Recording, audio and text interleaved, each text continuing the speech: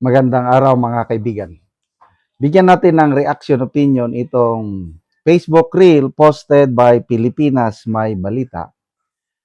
Ang panibagong paninira nila kay BP Sara ngayon ay tinapunan daw niya ng laptop si Attorney Michael Poa.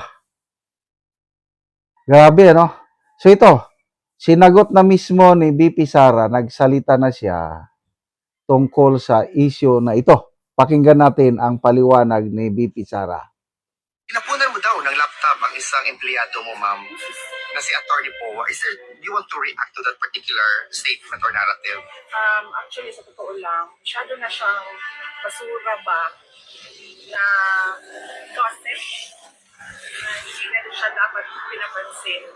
Pero dahil tinanong mo, sagutin ko na lang, never in the history sa aking trabaho, ako nagtapon ng laptop sa isang colleague or sa isang empleyado or sa isang abogado.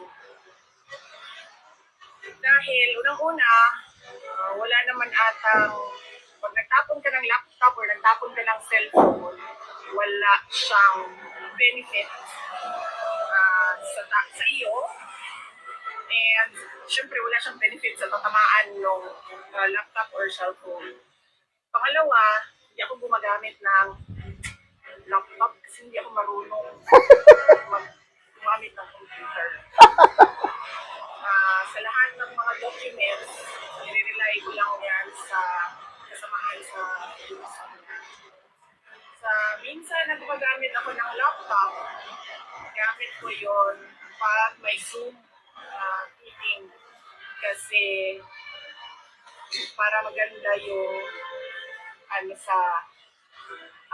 image, para maganda yung image sa Zoom meeting, laptop ang ginagamit ko, hindi cellphone.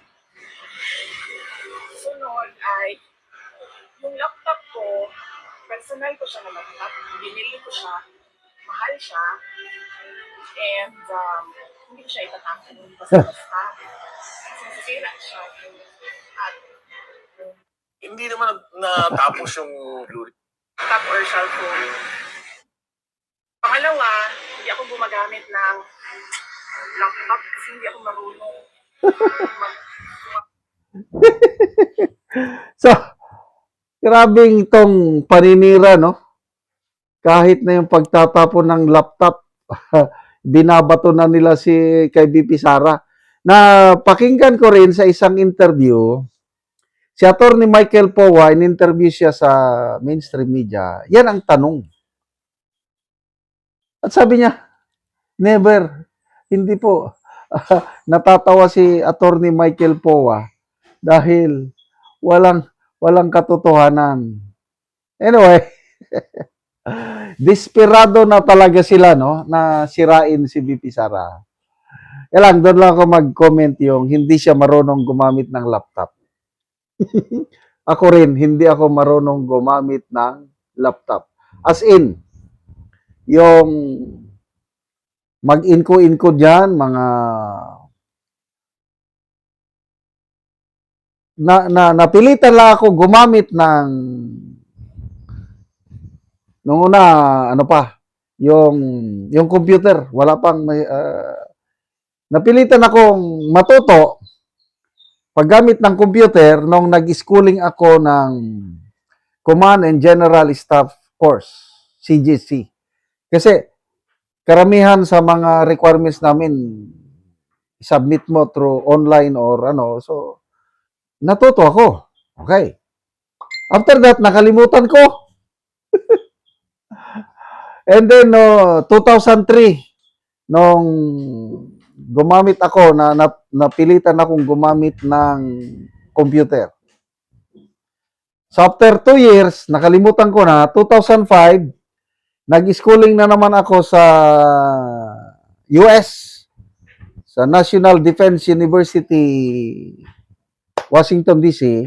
Ganon ulit, binigyan kami ng individual laptop.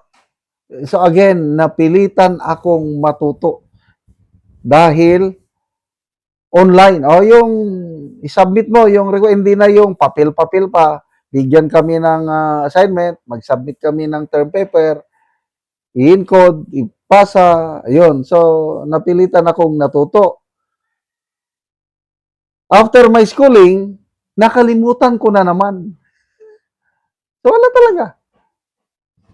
So, makarelate ako kay BP Sara na hindi siya marunong gumamit ng laptop. So, meron siyang laptop, personal, mahal. Eh, bakit mo itatapon yung isang bagay na mahal? So, ano na yan? Disparate attempts ng mga DDX, mga haters, na sirain si BP Sara. Kailangan nakakatuwa ngayon, excuse me, itong si Senate President, former Senate President Franklin Drilon. Ang gaganda yung mga pahayag niya sa interview ng, I think, Billionaire News Channel. Sabi niya, sa House ngayon, most likely, mai-impeach si BP Sara, matatalo siya, at aakyat sa Senado ang kanyang kaso. Kaya lang, it's very easy, sabi ni Senator Drilon, it's very easy for the Vice President to win in the impeachment trial. Bakit? Siyam lang ang kailangan na ma-acquit siya at yung siyam na minority senators most likely boboto sa acquittal ni BP Sara. Kaya ganun lang kadali. And then, sa isang interview, if, sabi niya, veteran politician na ito sabi niya, if BP Sara is acquitted in the Senate, tapos ng buksin. Siya na ang susunod na presidente. Wow. Sana magdilang anghel ka, Senator Drilon. Konting tiis na lang, mga kapwa ko, DDS. Sabi ni Tatay Digong, there will always be a day of reckoning. Malapit na. Humanda kayo, mga magnanakaw, taban ng taong bayan. Hindi kayo palulusutin ni BP Sara. Again, yung sabi ni Congressman Toby Chanco, 1,000,000% hindi nila maaariglo si BP Sara, paparusahan, hahabulin sila ni BP Sara itong members ng Maleta Gang. Salamat mga kaibigan sa inyong pagsubaybay sa channel na ito. Nakakatulong kayo ng malaki sa tribong Talanding ng Bukidnon dahil ang sweldo natin sa channel na ito is pantulong po sa tribo. Namimigay tayo ng libreng yero at pako para makapagpatayo sila ng mas maayos na tirahan. Panoorin niyo ang video na ito. Ani ang natagaan na mga ogyero. So mag-atop na ni siya karon. Bisan di din tawra din atop. So ano ni ang iyang atopan.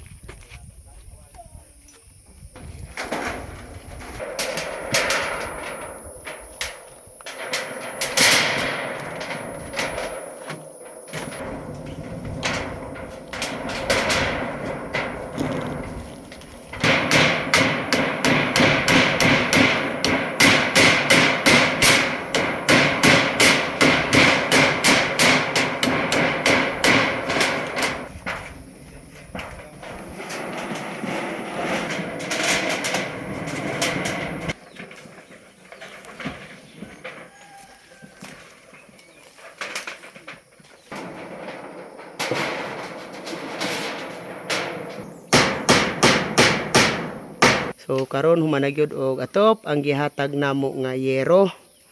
So nakaatop na gyud ang among gitabangan.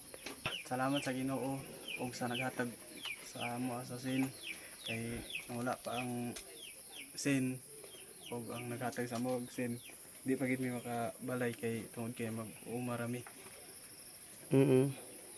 Igong ipalit og sin kay lisod gid kay ang among budget igo ra gid sa pagkaon. So unsa ra day ang imong trabaho? Kuan mag-umara gyud. O so magmuso lang usahay. So pila ka tuig nga nakigpuyo lang ka sa imong ginikanan? Mga kuan, sagid ka tuig. Isa ka tuig, so bago pa ka nakatukod og balay. Oo. So lisod gyud. Salamat sa Ginoo. Naot punta nga magpadayon ba nga tabang kay aron daghan pang matabangan nga mga nanginahanglan. Salamat kaayo. Kaya,